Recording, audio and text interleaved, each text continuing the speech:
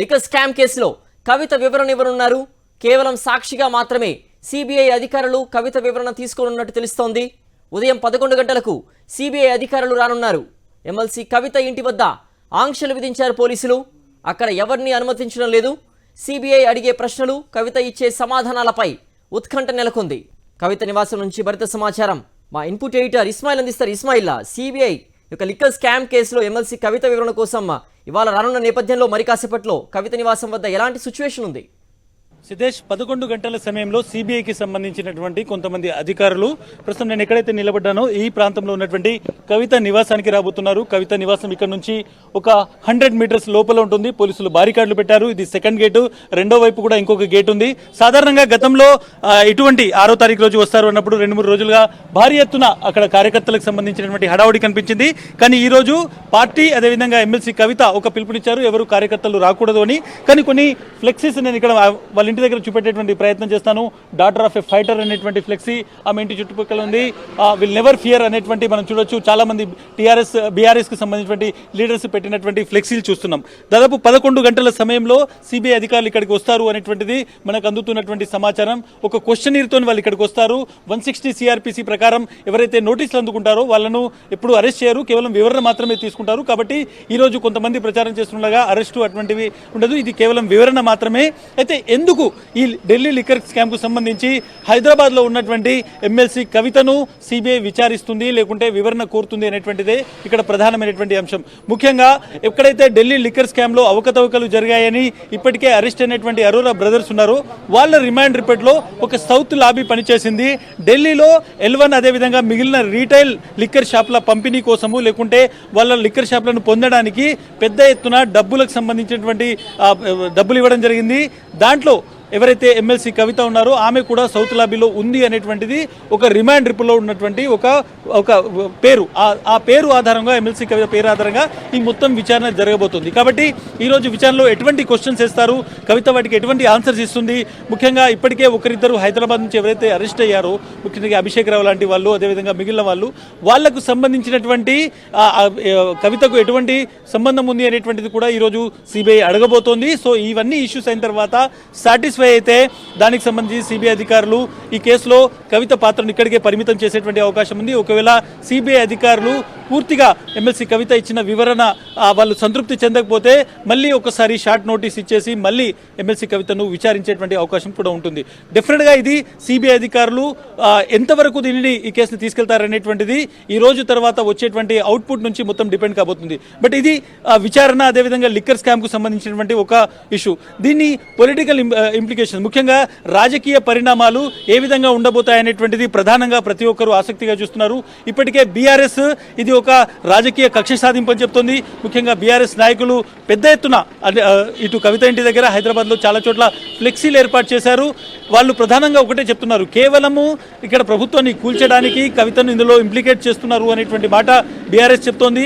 Legal fight ఒకవైపు చేస్తూనే మేము దీన్ని రాజకీయంగా ఎదుర్కొంటాము అనేటువంటి మాట చెప్తున్నారు.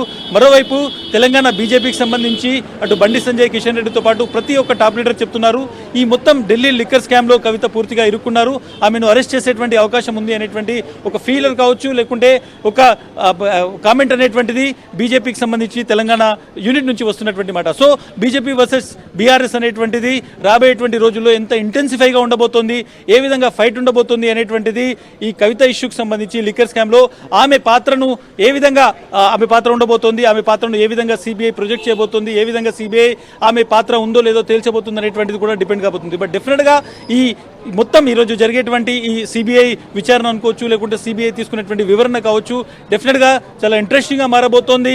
ఒకవైపు రాజకీయంగా దీనికి సంబంధించి డిబేట్స్ జరుగుతున్నాయి, పొలిటికల్గా అటు బీఆర్ఎస్ వర్సెస్ బీజేపీ నడుస్తుంది, మరొక వైపు లీగల్ టీం కూడా కవిత వైపు నుంచి పనిచేస్తోంది. ఎక్కడ కూడా ఇది కవితకు సంబంధం లేని ఇష్యూ. ఇప్పటికే ఈ మొత్తం ఇష్యూలో 160 సిఆర్పిసి ఇచ్చినటువంటి సందర్భంలో ఎమ్మెల్సీ కవిత సిబిఐతో ఒక లేఖ రాశారు. ఆ లేఖలో చాలా స్పష్టంగా నా పేరు ఎఫ్ఐఆర్లో లేనప్పుడు మీరు నన్ను ఎందుకు విచారణ చేస్తున్నారు అనేటువంటి క్వశ్చన్ చేశారు. ఆ తర్వాత సిబిఐ నుంచి ఒక ప్రత్యుత్తరం వచ్చింది.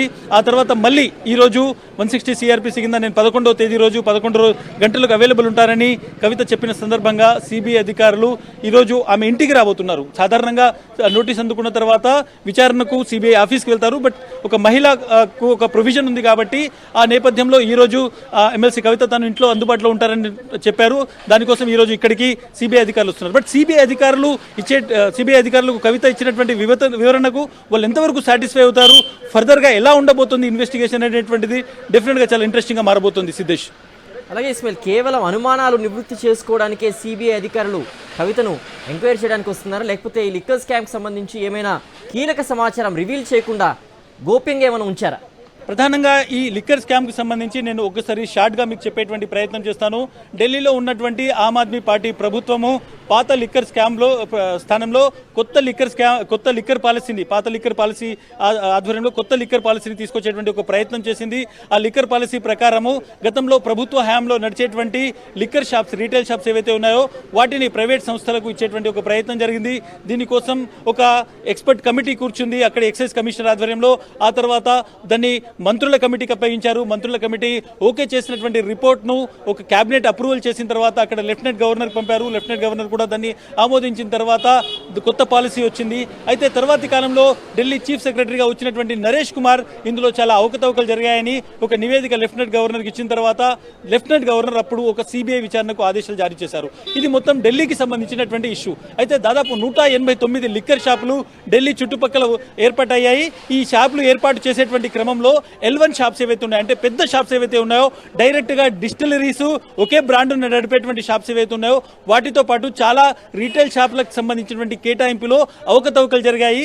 క్రెడిట్ నోట్ల రూపంలో లిక్కర్ షాప్ల ఓనర్లు రీటైల్ షాప్ల ద్వారా బ్యూరోక్రాట్లకు, పొలిటీషియన్స్కు డబ్బులు ఇచ్చారు అనేటువంటి ఆరోపణలు వచ్చాయి. ఇందులో ఢిల్లీ ఉప ముఖ్యమంత్రిగా ఉన్నటువంటి ఎవరైతే సిసోడియా ఉన్నారో ఆయన సమీపంగా ఉన్నటువంటి ఇద్దరు వ్యక్తులు అరోరా బ్రదర్స్, అశోక్ పాండే లాంటి వాళ్ళను ఇప్పటికే పోలీసులు ఈ సిబిఐ ఇందులో అరెస్ట్ చేసింది. వాళ్ళ ద్వారా ఒక సౌత్ లాబీకి కనెక్షన్స్ ఉన్నాయి. ఆ సౌత్ లాబీలో పేర్లు చెప్పడం జరిగింది. దాంట్లో ఎమ్మెల్సీ కవిత ఇన్వాల్వ్మెంట్ ఉంది అనేటువంటిది ఒక మాట చెప్తున్నారు. సో ఇవన్నీ ఇష్యూస్లో ఎంతవరకు ఈమె ఇన్వాల్వ్మెంట్ ఉందా లేకుంటే ఏమైనా ఇరికిస్తున్నారా అనేటువంటిది ఫర్దర్ ఇన్వెస్టిగేషన్లో రాబోతుంది. బట్ డెఫినెట్గా ఈరోజు సిబిఐ ఎటువంటి క్వశ్చన్ వేస్తుంది, ఎటువంటి వివరణ తీసుకుంటుంది అనేటువంటిది, ఈ కేసు ఏ డైరెక్షన్లో వెళ్ళబోతుందో అనేటువంటిది డిసైడ్ చేస్తారు.